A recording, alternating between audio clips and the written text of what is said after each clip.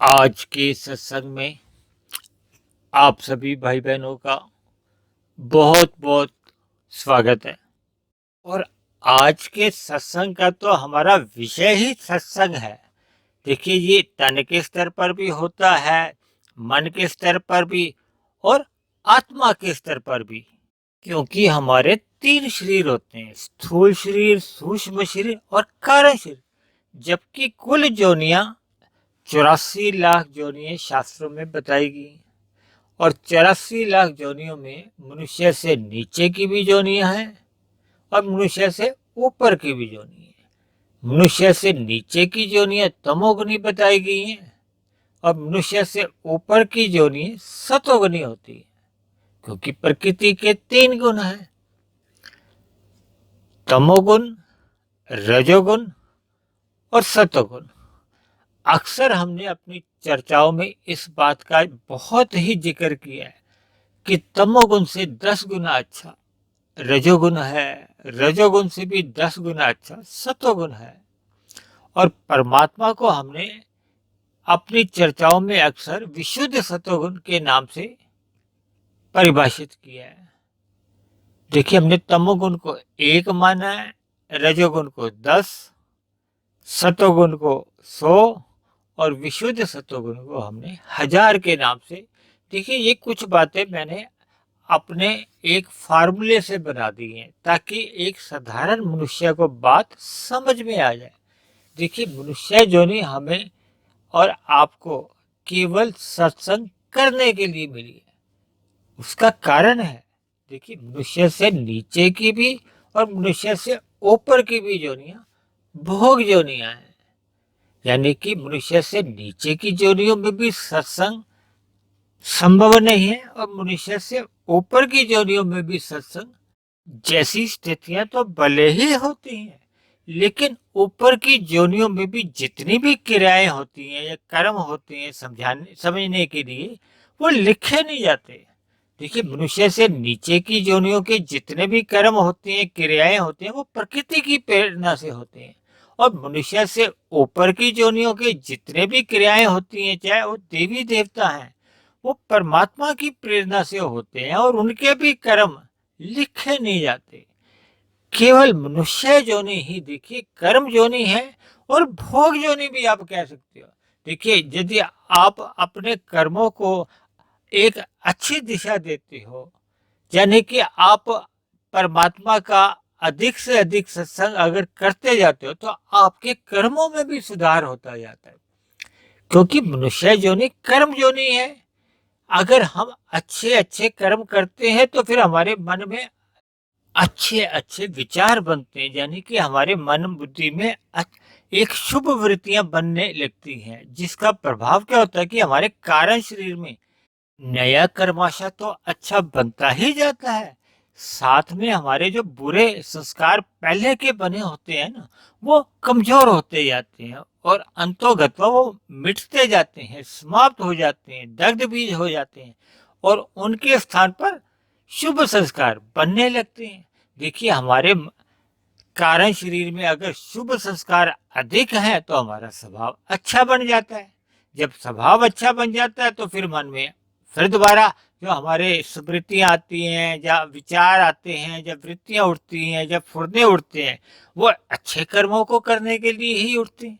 यदि मन में बुरे संस्कार अधिक बने होते हैं तो फिर वैसे ही बुरे विचार उठते हैं और हमारे स्थूल शरीर द्वारा जो इंद्रियों द्वारा जो कर्म होने लगते हैं, वो भी एक तामसी कर्म होने लगते हैं, पाप कर्म अधिक होने लगते हैं। यानी कि हमारा फिर एक नया कर्माशय भी बिगड़ने लगता है। यानी कि हमारा पूरा जीवन ही, देखिए, हमने अभी बताया ना, हमारा मनुष्य जीवन कर्म योनि भी है और भोग योनि भी है। देखिए, अगर हम केवल भोगों में ही लिप्त रहते हैं, अपने कर्मों की ओर ध्यान नहीं देते, देखिए, जैसे जैसे मनुष्य भोगों में अधिक लिप्त होता जाता है ना, उसमें प्रमाद आने लगता है, आलस्य आने लगता है। तो ऐसे में फिर नए क्रियामान कर्म कम होने लगते हैं या पाप कर्म बढ़ जाते हैं। देखिए, जब मनुष्य छल कपट ठगी हेरा फेरी करता है भोगों के लिए, तो क्योंकि वो पुरुषार्थ स्वयं तो करता नहीं है, देखिए, जब मनुष्य रजोगुण में रहकर पुरुषार्थ करता है तो फिर वो अन्य जीवों के साथ छल कपट ठगी हेरा फेरी नहीं करता, केवल अपने स्थूल शरीर की इंद्रियों द्वारा ही पुरुषार्थ करता है या अपने मन बुद्धि का ही प्रयोग में लेता है। जब वो सतोगुण में होता है तो परमात्मा की ओर होता है। देखिए, जब हम भोगों में लिप्त होते हैं तो हम रजोगुण में आ जाते हैं। अब रजोगुण में हम कर्मों द्वारा अगर अपने पदार्थों को हासिल करते हैं, प्राप्त करते हैं, तब तो हम रजोगुण में बने रहते हैं। जब हम स्वयं पुरुषार्थ करते नहीं है, जिन्होंने किया होता है उनके साथ छल कपट ठगी हेरा फेरी चोरी डकैती करते हैं, तो फिर हम तमोगुण में गिर जाते हैं। सर, ऐसा देखा जाता है। देखिए, सत्संग के अभाव में जब मनुष्य का सत्संग होता नहीं है ना, तो इन चीजों का बोध नहीं रहता कि अब हम रजोगुण में हैं या सतोगुण में हैं या तमोगुण में गिर गए। दूसरे शब्दों में, सत्संग के अभाव में हमें मनुष्य योनि का महत्व ही नहीं पता रहता। केवल हम सारा दिन हाय तौबा करते रहते हैं, मारा मारी करते हैं। किसके लिए? केवल भोगों के लिए। देखिए, मेरे पास तो ऐसे बहुत ही प्रश्न पूछे जाते हैं कि लोगों को पता ही नहीं है कि ये तमोगुण क्या है, रजोगुण क्या है और सतोगुण क्या है। देखिए, मनुष्य योनि हमें मिली है शास्त्रों का अध्ययन करने के लिए। एक सामान्य ज्ञान तो देखिए मनुष्य योनि में होना ही चाहिए, ताकि हमें सही गलत का पता रहे, हमें किन कर्मों से बचना है और किन कर्मों को हमने करना है। देखिए, अगर आप परमात्मा की प्राप्ति के लिए अधिक साधना नहीं भी करते, लेकिन एक सामान्य मनुष्य को इतना तो बोध रहना ही चाहिए ना कि वो मनुष्य योनि पाकर मरने के बाद अधोगति को ना प्राप्त हो। कम से कम इतने कर्म तो ऐसे कर जाए कि उसको पुनः मनुष्य योनि प्राप्ति हो जाए, यानी कि उसका पतन नहीं हो। लेकिन इन सब चीजों का देखिए बोध तभी होता है जब हम सतोगुण में स्थित होते हैं। सतोगुण का मतलब ही यही है कि जब हम सत्संग में स्थित रहते हैं। देखिए, सत्संग का मतलब एक साधारण मनुष्य अक्सर इस बात से लेता है कि जब हम किसी पंडाल में, मंदिर में या कथा कहानी कोई सुनने जाते हैं या प्रवचन सुनते हैं, उसी को ही लोग सत्संग कहते हैं।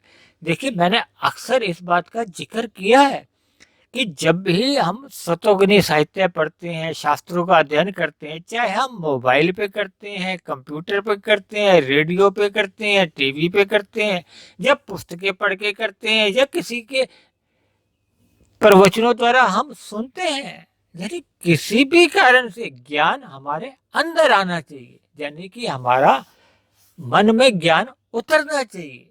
अक्सर देखिए ऐसा देखा जाता है कि लोग जो सत्संग करते भी हैं वो केवल तन के स्तर पर करते हैं, यानी कि उनका मन शामिल नहीं होता। इसलिए तो आज के सत्संग में हमने देखे 3 बातें कही है ना, कि हमारा सत्संग तन के स्तर पर हो रहा है, जब मन के स्तर पर हो रहा है, जब आत्मा के स्तर पर हो रहा है। हालांकि आत्मा तो अपने आप में ही विशुद्ध सत्वगुण ही होती है। केवल ये जो गुणों का हमारा बंधन है ना, तमोगुण, रजोगुण और सतोगुण, ये हमारा स्थूल शरीर, सूक्ष्म शरीर और कारण शरीर तक ही रहता है। दूसरी बात, जब हम बोलचाल में कहते हैं ना तमोगुण, रजोगुण या सतोगुण, तो इसका अर्थ ये गिना जाता है कि एक गुण प्रधान होता है। जब हम कहते हैं सतोगुण, तो इसका मतलब यह कि उस समय सतोगुण प्रधान है और रजोगुण गौण होता है और तमोगुण अति गौण होता है। और जब हम कहते हैं रजोगुण, तो इसका मतलब यह कि रजोगुण प्रधान होता है, तमोगुण गौण होता है और सतोगुण अति गौण रहता है।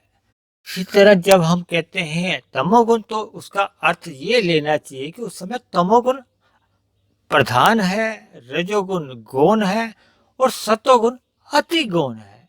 यहाँ अति गौण का मतलब होता है बहुत ही कम। इसीलिए तो देखिए मैंने अपना ये ज्ञान तमोगुण, रजोगुण और सतोगुण को 1, 10, 100 से दर्शाया है, ताकि बात जल्दी से समझ आ जाए। देखिए, जब हम कहते हैं सतोगुण तो इसका मतलब 100, जब हम कहते हैं रजोगुण तो इसका मतलब है 10 और तमोगुण 1। जब सतोगुण प्रधान है तो इसका मतलब वो तो 100% है, लेकिन उसका 10वां हिस्सा मतलब गौण है जो, वो उस समय रजोगुण है। और तमोगुण केवल 1, यानी कि उस समय केवल बहुत ही कम मात्रा, नहीं के बराबर ही, क्योंकि एक है इसलिए उसको कहना तो पड़ेगा। क्योंकि देखिए गुण नित्य बने रहते हैं, प्रकृति के ये तमोगुण, रजोगुण और सतोगुण ये नित्य ही बने रहते हैं। इसी तरह ये तीनों गुण बाहरी तल पर भी प्रकृति द्वारा हर रोज ही आते हैं। देखिए सूरज के डूबते ही तमोगुण का आरंभ हो जाता है, तो तकरीबन 8 घंटे तमोगुण की स्थिति बनी रहती है। उसके बाद फिर सतोगुण का आरंभ होता है। जैसे ही देखिए कहते हैं ना, सूरज निकलने से पहले का जो समय होता है, जिसकी हमने अक्सर चर्चाएं की है, ब्रह्म मुहूर्त का समय, तो वो भी सतोगुण का होता है। उसके बाद का भी कुछ समय सतोगुण का होता है, यानी कि कुल सतोगुण के भी 8 घंटे ही लगभग होते हैं। इसी तरह रजोगुण के दिन में जब हम काम धंधे करते हैं, अपने कार्यों को करते हैं, वो रजोगुण का समय होता है। देखिए ये तो बाहरी तल पर आते हैं, तो हम जिसका जितना संग करते हैं तो वो हमारा तन के स्तर पर तो सत्संग हो ही जाता है। इसीलिए कहा जाता है ना कि ब्रह्म मुहूर्त में मनुष्य को उठ जाना चाहिए, यानी बिस्तर का त्याग कर देना चाहिए। देखिए अगर हम मन द्वारा भक्ति करते हैं या ध्यान लगाते हैं, तो फिर हमारा वो तन के साथ साथ मन का भी संयोग बन जाता है, यानी कि हमारा सत्संग फिर वो तन के स्तर के साथ साथ मन के स्तर पर भी पहुंच जाता है। देखिए जब ये हम एक निरंतर ऐसा अभ्यास अपने जीवन में बना लेते हैं, यानी कि हमारे जब कारण शरीर में संस्कार बनने लगते हैं, यानी जब किया गया सत्संग हमारे कारण शरीर में स्थित हो जाता है स्थायी रूप में, यानी कि संस्कार बन जाते हैं। इसी किए हुए सत्संग का ही हमें पूर्ण लाभ मिलता है, क्योंकि ये 100% है। जब हम मन के स्तर पर भी करते हैं तो ये 10% होता है। जब हम केवल तन के स्तर पर करते हैं ना, तो केवल ये 1% ही लाभ होता है। देखिए अक्सर आपने देखा होगा कि भारत में नहीं, विदेशों में भी सत्संग तो अक्सर होता रहता है, और इसका सीधा प्रसारण भी टीवी के ऊपर अक्सर कुछ धार्मिक चैनलों पर होता रहता है। तो अक्सर ये जो सत्संग होता है ना, ये रजोगुनी लोगों द्वारा होता है, जिनका मन भोगों में अधिक लिप्त होता है। इनका जितना भी सत्संग होता है ना, वो केवल तन के स्तर पर होता है, यानी कि उस समय सत्संग में इनका मन आंशिक रूप से ही शामिल होता है। इसलिए उस सत्संग का उतना प्रभाव दिखता नहीं हमें। देखिए इतने अधिक सत्संग संसार में हो रहे हैं, लेकिन कलयुग का तो प्रभाव अधिक गहरा होता जा रहा है। तो इसका कारण एक ही है, ये जो सत्संग हमने आज बताया ना, 3 स्तर पर होता है। एक तन के स्तर पर होता है, एक मन के स्तर पर होता है, और एक आत्मा के स्तर पर। आत्मा के स्तर पर देखिए सत्संग तभी होता है जब हमारे कारण शरीर में संस्कार बन जाते हैं। अगर हमारे कारण शरीर में संस्कार बन गए हैं, तो फिर जो कारण शरीर का आत्मा के ऊपर जो एक आवरण होता है ना, वो हट जाता है, यानी कि हमारी विवेक शक्ति जागृत हो जाती है। यानी कि हमारी आत्मा के ऊपर जो एक काले बादल के समान जैसे आ जाता है ना, जैसे सूरज का प्रकाश ढक जाता है। देखिए आत्मा में तो स्वयं ही ज्ञान का गुण है, यानी कि आत्मा तो स्वयं ही ज्ञानवान है, उसमें तो पूरा ज्ञान पहले से ही है। लेकिन जब हम भोगों में लिप्त होते जाते हैं ना, देखिए भोगों में हम लिप्त होते हैं रजोगुण के कारण। और रजोगुण के कारण अभी बताया था, जब हम खुद कर्म करते हैं तब तो हम रजोगुण में स्थित रहते हैं। जब हम छल कपट ठगी एक उल्टे सीधे रास्तों से धन कमाते हैं ना भोगों के लिए, तो फिर हम तमोगुण में गिर जाते हैं। और तमोगुण एकदम अंधकार है, उसका हमारा फिर कारण शरीर अधिक आवृत हो जाता है, जिसके फलस्वरूप हमारी आत्मा पर उसका प्रभाव पड़ जाता है। तो थोड़े और आसान तरीके से मैं आपको समझाता हूँ। देखिए जो बाहर के गुण है ना, तमोगुण, रजोगुण और सतोगुण, ये एक क्रम में आते हैं। ये 8-8 घंटे लगभग आते हैं, और तीनों फिर आते हैं और फिर चले जाते हैं। यानी कि तमोगुण के बाद फिर सतोगुण आता है, फिर सतोगुण चले जाता है तो फिर रजोगुण आ जाता है, फिर रजोगुण चले जाता है तो फिर पुनः तमोगुण आ जाता है, फिर तमोगुण जाता है तो पुनः सतोगुण आ जाता है। यानी कि ये पूरे दिन में तीनों गुण एक क्रम में आते हैं। इसकी हमने विस्तार से चर्चाएं तो पहले ही की हुई है, लेकिन मैं अब आपको समझाने के लिए कि हमारे अंदर जैसे संस्कार हम बना लेते हैं इन गुणों का संग करते हुए। यानी किए हुए सत्संग के संस्कार हमारे तन तक ही सीमित हैं, या मन तक पहुंच गए हैं, या कारण शरीर में पहुंच गए हैं। कारण शरीर में अगर पहुंच गए हैं तो वो हमें 100% लाभ देते हैं। अगर मन के स्तर पर पहुंचे हैं तो वो हमें 10% लाभ देते हैं। फिर 10 से हम आगे साधना करते करते करते करते फिर पुनः 100 पे पहुंच सकते हैं। लेकिन अगर हमने सत्संग केवल तन के स्तर पर ही किया है तो फिर देखिए केवल 1% ही लाभ होता है।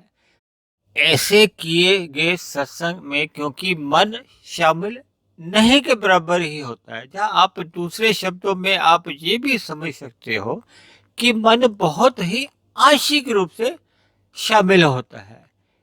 क्योंकि तन के स्तर पर यानी कि हम सुनने से या पढ़ने से हमारी एक सीमा आ जाती है, 2 घंटे 4 घंटे, तो उसके बाद जैसे ही हम उस स्थिति विशेष को छोड़ देते हैं, उससे अलग हो जाते हैं, तो जो जितना समय हमने दिया होता है ना, तो उसका फिर हमें कोई कोई विशेष लाभ नहीं मिल पाता। देखिए जब हम मन के स्तर पर करते हैं तो फिर हम 10 से 100 की यात्रा कर सकते हैं।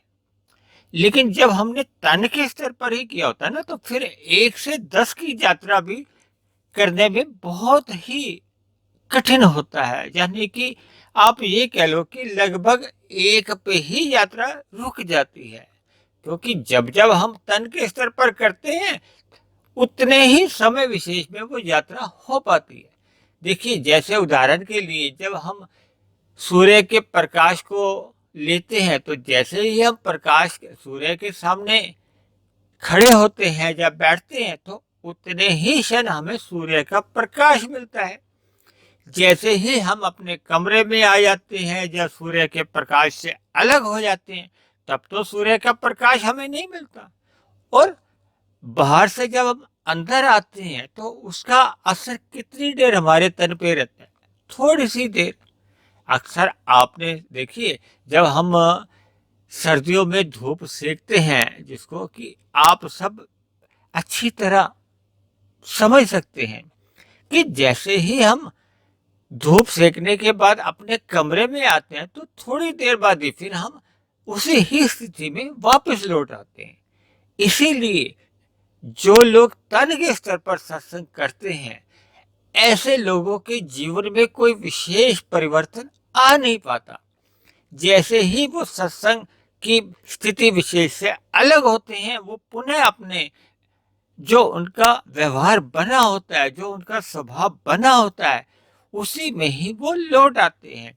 और आप और हम तो जानते ही हैं कि जैसा हमारा स्वभाव बना होता है फिर वैसे ही हमारे विचार आते हैं, वैसे ही हमारे फुरने उठते हैं मन में, फिर वैसे ही हमारे स्थूल शरीर द्वारा क्रियाएं होने लगती हैं, यानी कि कर्म होने लगते हैं, जो कि आप कलयुग में एक सामान्य तौर पर देख ही सकते हैं, महसूस कर ही सकते हैं। हालांकि देखिए एक का महत्व अपनी जगह तो है ही है। देखिए जो 0 पे है उससे तो अच्छा ही है 1 पे, यानी कि जो सत्संग करते ही नहीं उससे तो स्थिति बहुत ही अच्छी है। लेकिन कुछ लोग आप ऐसे भी देखोगे जो कि माइनस में है, यानी कि ऐसे लोग जो सत्संग की निंदा करते हैं, मजाक उड़ाते हैं। यानी कि जो लोग सत्संग करते हैं उनके मार्ग में कभी कभी वो अवरोध पैदा कर देते हैं, समस्या पैदा कर देते हैं, परेशानियां ले आते हैं, तो ऐसे लोग माइनस में होते हैं।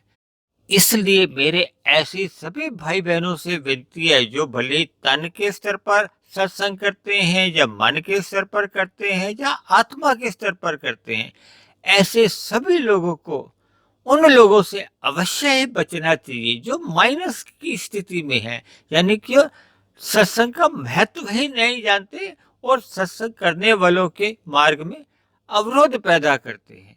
अक्सर कभी कभी ऐसा भी देखने में आता है कि जो 1 की स्थिति में होते हैं, यानी तन के स्तर पर ही जिनका सत्संग होता है, तो फिर ऐसे लोग जब 0 वाली स्थिति में आते हैं, जब माइनस वाले लोगों की संगति में आ जाते हैं, जब उनका संग हो जाता है। देखिए, समाज में रहते हुए कभी भी ऐसी स्थितियां कभी कभी बन जाती हैं कि ऐसे लोगों का संग मिलने से फिर जो एक की स्थिति में होते हैं ना, उनका थोड़ी हानि होने की संभावनाएं बढ़ जाती है। इसलिए मेरी सभी मनुष्य योनि के लोगों से विनती है कि मनुष्य योनि हमें सत्संग करने के लिए ही मिली है, इसलिए सत्संग करते रहना चाहिए, क्योंकि सत्संग करते रहने से ही हमारी आध्यात्मिक यात्रा आरंभ होती है। हमने तकरीबन 1 साल पहले एक सत्संग किया था, श्रवण, मनन और स्मरण। उसमें हमने इसकी विस्तार से चर्चाएं की थी। देखिए, हम जब जब श्रद्धा पूर्वक सत्संग करते हैं ना, उसी को ही श्रवण कहा जाता है। जब हम श्रद्धा पूर्वक सत्संग नहीं करते तो फिर वो बेमन से जब सत्संग होता है तो उसमें हमारे अंदर कोई संस्कार बन नहीं पाते। यानी कि जब हम सत्संग की स्थिति से हटते हैं या छोड़ते हैं तो फिर उस पर चिंतन नहीं हो पाता। अगर हमने श्रद्धा पूर्वक सत्संग किया होता है तो फिर उसका हम बाद में भी चिंतन कर सकते हैं। देखिए, सत्संग में मैंने बताया ना, 2 3 4 घंटे बाद जब हम उस स्थिति से अलग होते हैं तो जब हमारे मन में वो संस्कार बने होते हैं, हालांकि देखिए किए गए श्रवण का भी एक समय है। यदि आपने जितनी जल्दी उसका मनन करते हो तो वो श्रवण की स्थिति बनी रहती है। अगर हम श्रवण करके 1 2 4 महीने बिल्कुल मनन ही नहीं करते तो किया हुआ श्रवण भी उड़ जाता है, समाप्त हो जाता है, कमजोर पड़ जाता है। देखिए, आप सबके घरों में ब्रेड आती है, दूध आता है, जहाँ और अन्य चीजें रसोई में ऐसी आती हैं तो सबके ऊपर एक एक्सपायरी डेट लिखी होती है, यानी कि उनकी एक समय सीमा होती है कि उतने दिनों में आप इस्तेमाल कर लो। इसको केवल आपने उदाहरण मात्र को अपने दिमाग में इससे जोड़ना है कि हमें किए गए श्रवण को मनन करना है। हो सके तो देखिए, जैसे ही श्रवण हमारा समाप्त होता है फिर हमें मन के स्तर पर उसका मनन चिंतन करते रहना चाहिए। तो फिर वो आपकी जो आध्यात्मिक यात्रा है ना, उसमें बिखराव नहीं आता, वो लगातार निरंतर एक दिशा में चलती रहती है, यानी कि बढ़ती जाती है। देखिए, जब हम एक ही दिशा में चल रहे हैं, अगर गति पकड़ जाती है तब तो और भी अच्छी बात है। यानी कि जब हम आत्मा के स्तर पर हमारा सत्संग चलता रहता है तब तो गति पकड़ लेती है। अगर हम मन के स्तर पर भी कर रहे हैं तो भी एक धीमी गति तो चल ही रही होती है। अर्थात देखिए, 1 से 10 की यात्रा है, फिर 10 से 100 की यात्रा है, फिर 100 से 1000 की यात्रा है। देखिए, परमात्मा के लिए आपको अभी ध्यान होगा, आरंभ में हमने बताया था तमोगुण, रजोगुण, सतोगुण और विशुद्ध सतोगुण। जब हम विशुद्ध सतोगुण की यात्रा आरंभ करते हैं ना तो वो उसको हमने 1000 माना था। जब हम 100 में रहते हैं तो हम सतोगुण की स्थिति में रहते हैं। जब हम 10 में रहते हैं तो एक रजोगुण की स्थिति रहती है। जब हम 1 की स्थिति में रहते हैं तो वो तमोगुण की स्थिति में रहते हैं। हालांकि इनका सापेक्ष दृष्टिकोण से जाना कि जीरो और माइनस की तुलना में एक महत्व निरंतर बढ़ता जाता है। यानी दूसरे शब्दों में, जब हम एक पे यात्रा कर रहे हैं तो समझ लो हमारी यात्रा अभी तामस स्थिति में ही है, तन के स्तर पर, क्योंकि हम सबके स्थूल शरीर देखिए पृथ्वी, जल, अग्नि, वायु, आकाश के बने हैं और ये सभी पदार्थ तामसिक हैं शास्त्रों में। देखिए, वैसे तो मैंने बताया ना, सापेक्ष दृष्टिकोण से माइनस और जीरो से 1 की स्थिति काफी अच्छी है। लेकिन देखिए, मनुष्य योनि हमें मिली है परमात्मा को पाने के लिए और परमात्मा की स्थिति है 1000 की। तो इसलिए पहले हमें 1 से, पहले तो हमें देखिए 10 पे पहुंचना है, ताकि 10 से फिर हमारी 100 की गति हो, फिर 100 से फिर आगे की हमारी आध्यात्मिक यात्रा यानी कि साधना हमारी निरंतर प्रगति करते रहे।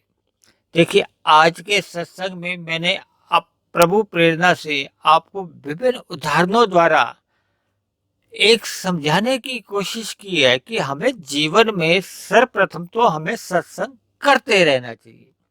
हमें कुसंग से सदा ही बचना चाहिए, क्योंकि अक्सर देखिए जब हम सत्संग नहीं करते तो हमसे कुसंग तो सहज ही होना आरंभ हो जाता है।